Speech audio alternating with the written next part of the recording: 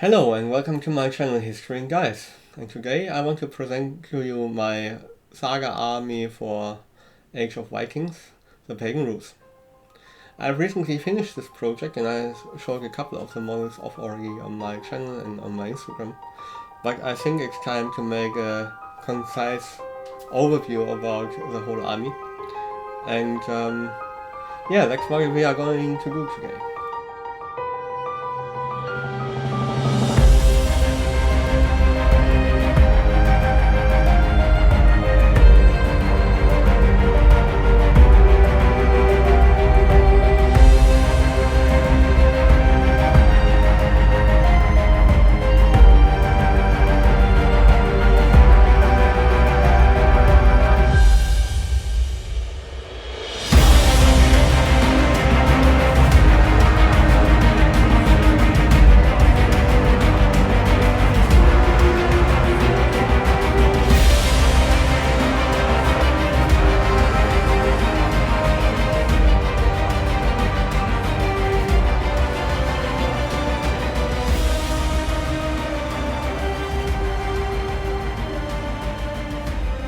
So let's talk a little bit about the history of the Pagan Rus, or as most people will know them as the Kievan Rus, because that's generally the name that they are given in history.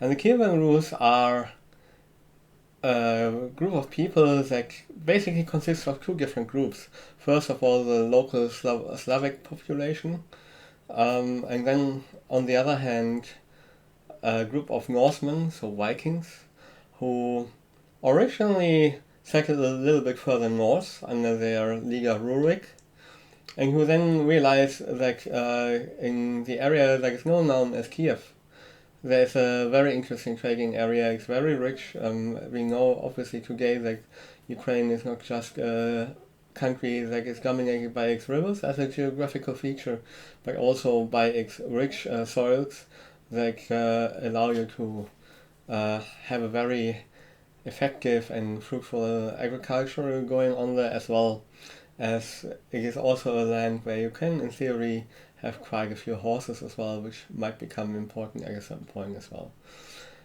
Anyway, so Rurik decides to move south and to conquer their area as well, and at the very beginning it seems like we have a ruling class of Norsemen, maybe amalgamated a little bit with local nobility. We don't really know that much about that.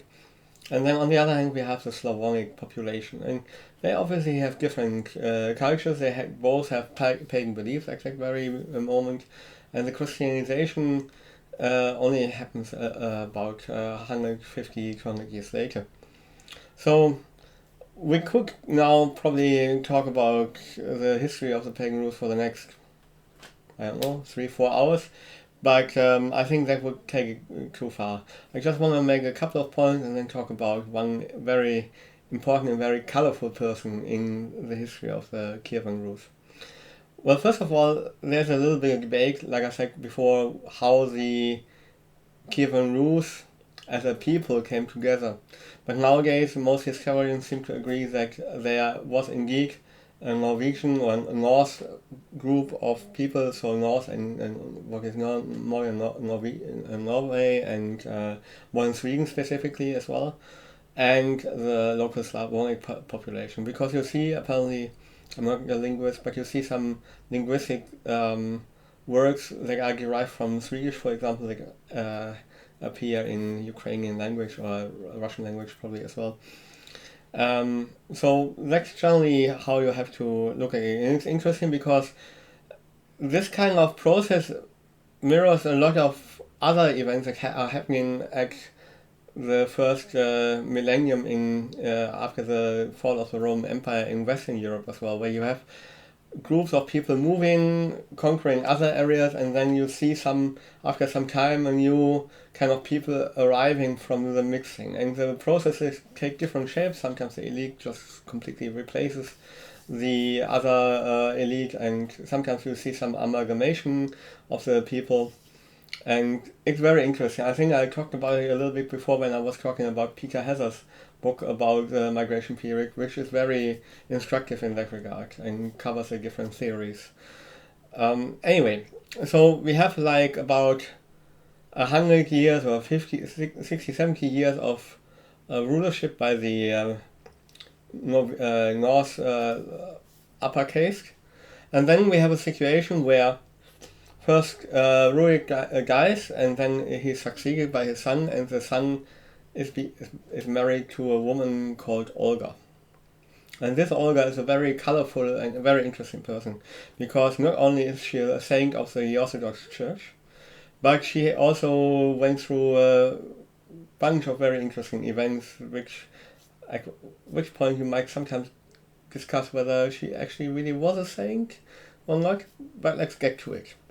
Well, first what happens is, after Rurik there's a certain Oleg who rules the Kievan Rus, and he is apparently fairly successful with it, but when he relinquishes the rule, I'm not entirely certain whether I would have to look that up. The son of Rurik, Igor, becomes the lord of the realm. And like I said before, he's married to Olga. About her, we know approximately when she died, but we don't know at all actually when she was born. So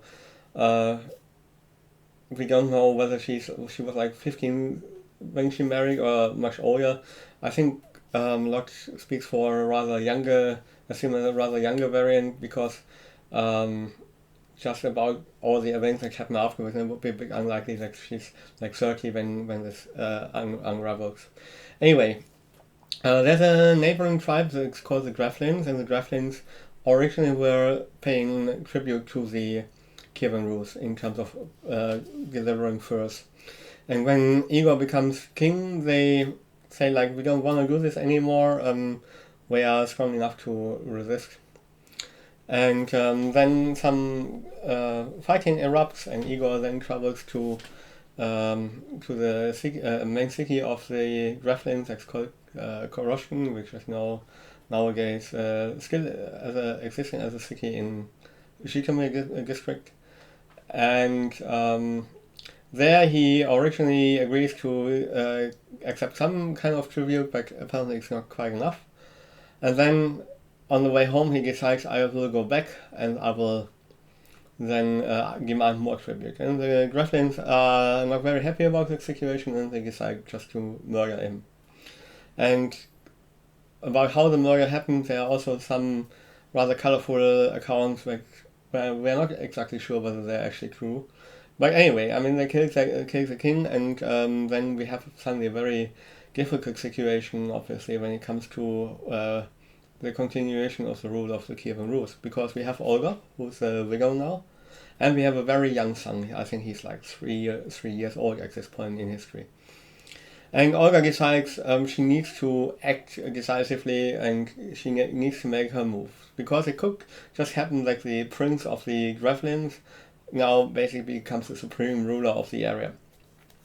So the first thing she does is she invites delegation of Graflins to her city, to Kyiv, under the pretext that she's interested in marrying this Prince Mal, who is the prince of the Graflins. And apparently this is considered to be a very interesting option. It makes sense, because for Mal that would be basically the way to solidify his control and take over the other realms, so the realm of the Kievan Rus as well. So the first delegation arrives at Kyiv, and they originally are received well, and then on the next day they are being carried in boats to the queen, to Olga. And they let that happen because they think it's a local custom, it's kind of way of honoring the guests.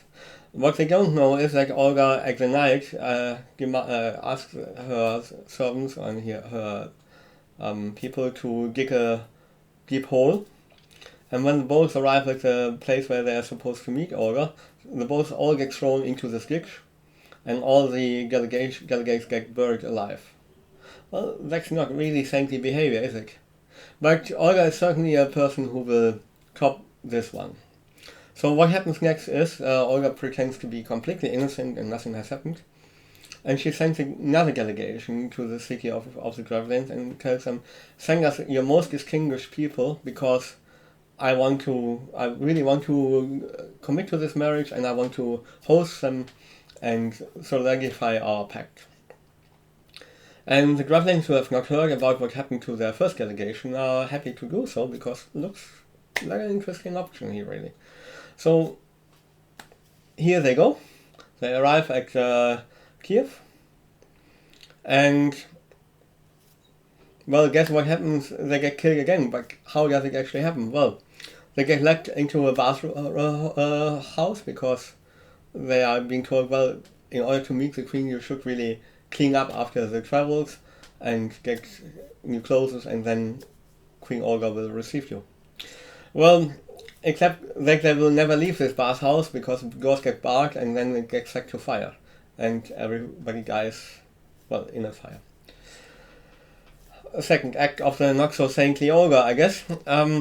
And what happens then is that she then decides to go to the Graflings and tells them, well, I want to marry your prince, but I want to first go and mourn for my husband, at the grave of my husband, and I also want to have a mourning feast. The Graflings receive Olga. Olga actually does what she said she was going to do. She is mourning at the grave of her, or at the tomb of her dead husband, and she gives a big feast. So what happens in a feast like this? Well, everybody gets drunk. And what happens after that is that all the Graflings then, who are drunk and in stupor, get killed. Who would have guessed that? So that was the third act. But it's still not the end of Olga and her exploits. What happens then is that the whole situation erupts into a conflict, and the Graflings are still not happy to pay tribute. And Olga wages war, and while she's generally fairly successful in dealing with the Graflings, she's not able to conquer the capital of Korosten. And after a year of siege, she basically realizes, okay, I need to switch gears again, and maybe do what I was always best doing, being very cheeky, to say the least. So what she does is, she sends an emissary to Korosten and says, well, everybody else is paying tribute and living in peace. Why are you happy to stay in such a miserable situation, being under siege for a year? And of course, for the Graflings in the city, it's not a pleasant situation either.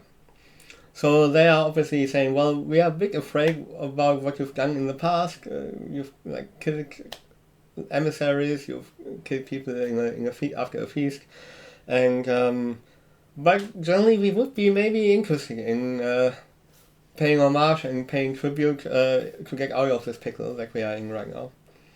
And so Olga says, well, yes, I understand you, and I will make it very easy for you. I just want 3 pigeons and 3 sparrows from every house in the city as a tribute, and that's it. And the Graflings are, of course, very happy to pay this kind of tribute, because it looks like an easy way of getting out. And maybe they should have really smelled the rat, so to speak, because it was not very typical for Olga after what she's done before. So what happens is that Olga then orders her soldiers to put some cloth and some sulfur on the feet of every of the birds, and then to light them on fire and release them. And what do birds do, especially pigeons, when they're away from home? Well, they fly home. That's how carrier pigeons work, up to today. And that exactly happens. The birds are ablaze on fire, they fly back. And of course, most houses back then were built of wooden structures, maybe with some kind of earthen structure on the ground, but the roofs will mostly be very easily combustible. And that happens. The city burns down to cinders. And that's basically the story of how Queen Olga got her revenge. Now you wonder, how the end did such a person end up to be one of the most important saints in the Orthodox Church? Well, that's very simple. She became Christian after that. She traveled to Byzantium to pay homage and to get in touch with the emperor, and the emperor maybe make some advances to her. It's not entirely clear either, because the sources are not always to be trusted there. And apparently, in order to avoid being obliged to marry him, she decides to get baptized with him as a godfather, and then says, well, we are related, we can't marry anymore. Whether that's true or not, we don't know. What is true is that she went back and she stayed actually Christian and got a Christian burial when she died. And it's kind of interesting that her son then reverted to the pagan ways. He was very fond of drinking and riding around with his Grozina, with his bodyguard, and, well, fighting. More like a typical Viking, really. And only his son then will be the person who will actually lead to a Christianization of the whole region. So that's history of the Pagan Rus. Not everything, of course, but a little bit of it. And I think it's a very fascinating story, even though I believe that not everything is true, because just the story with the messengers going back and forth and the Gremlins being completely ignorant of what's happening in Kiev when the cities are not that far away. It's like, I think, 2 or 3 days of travel even back then. So make of it what you will. But I think it really makes a fantastic backdrop to any kind of narrative campaigns that you might want to play in that region. And so that's what I want to share about the history of the Kievan Rus today. One little primer I want to give you as well is there is this issue of medieval world culture and conflict, and it's the second issue actually, so about a year old, I believe, that covers in some articles the history of the Kievan Rus, a little bit about the Christianization relationship to Byzantium, and also the later stage of the history of the Rus when they get conquered by the Mongols. So I hope that was interesting, and now let's get back to the miniatures.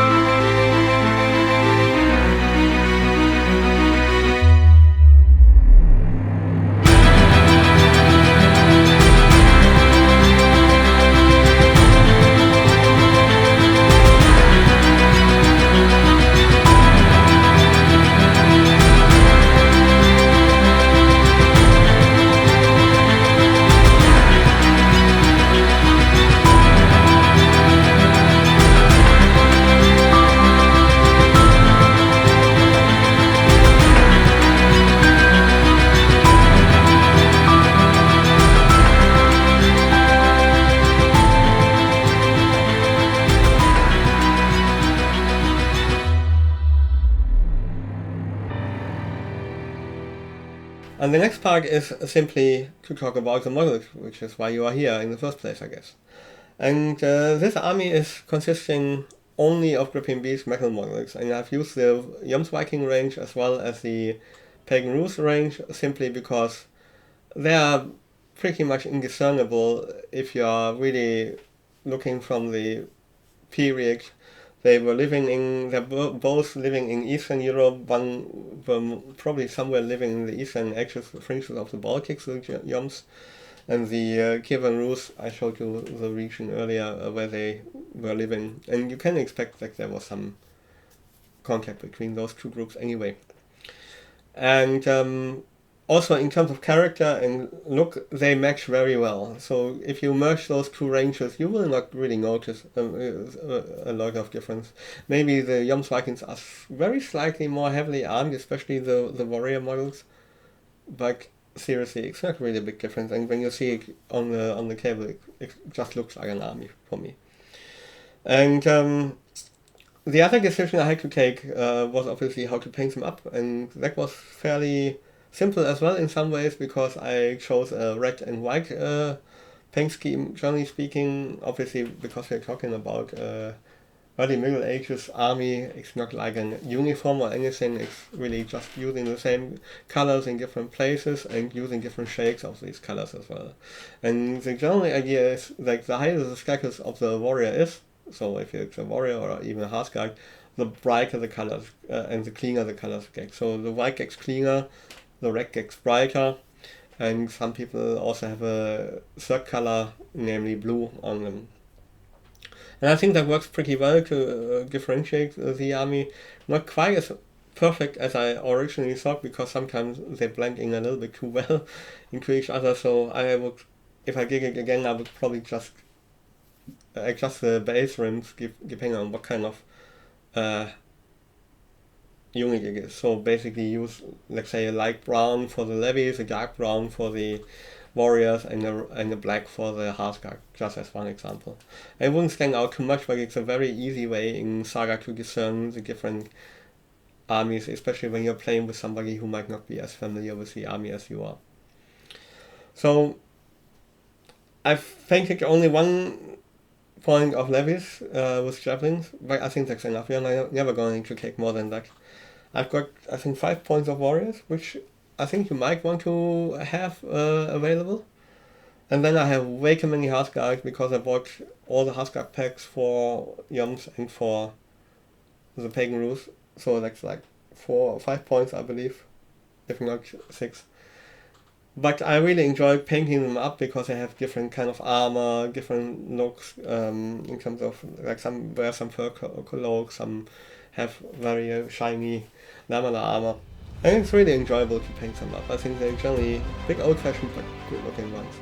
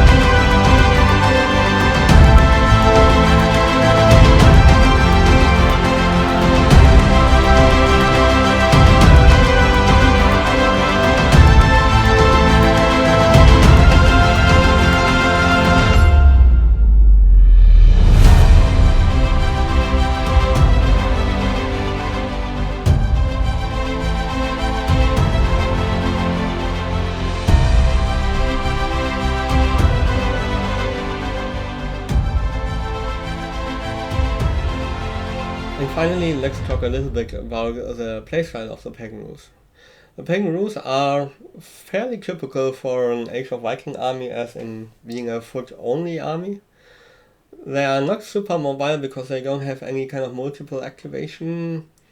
Rather, they work with inflicting fatigue on the enemy warband and then manipulating your own and your hostile's armor to gain more dice. Which means that you do need to stack up certain effects. You want to In the first round, you want to use your abilities to spread as much fatigue over the enemy warband as possible, and then hope that when they arrive, that they are already a little bit exhausted, even maybe just by 1 point, because this 1 point that you can already use to manipulate armor can be kind of the first domino in a row of effects that kind of makes your warband really work. The drawback, obviously, of this kind of setup is that it really works better if you are kind of in a defending role, and that can lead a little bit to sometimes weak situations where you can't really force the game on the other side if you're just playing Clash of Warlords, because if the enemy is not coming,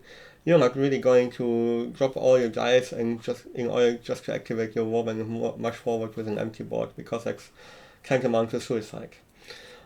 Also, it might be very challenging to play scenario-based games. I'm not really sure how well you might work with the warband anyway, because obviously when you're playing scenario conditions, the other player also can't really load up his battle board too much, so he faces the same conundrum of playing, thinking about activations and thinking about Saga abilities. And to a certain degree, that's one of the reasons why I painted the scouts, because I think that they are kind of compensating a little bit for the lack of mobility and the dice hungry board, because they activate on their own. They have have a reaction ability, basically. Like if an enemy moves too close, they can move away. They can move through terrain very well. They can also scout for other units, so that those units can also move through terrain very well. And I think that's a nice supplement. I might also at some point get the Skep archers, or what they are called, Skep people, mercenaries, because they would offer basically a super mobile shooty element to the warband as well. But I think overall you really are going well with just using what the strength of your army is, and the strength of your army is a strong infantry core that is able to smash most enemies to pieces if you are able to stack your abilities. I hope you like this showcase of my army, and if you did, please leave a thumb up, maybe leave a subscription and a comment. And I hope you have a good time. Until next time, stay healthy, enjoy your games, and have good dice rolls. Bye.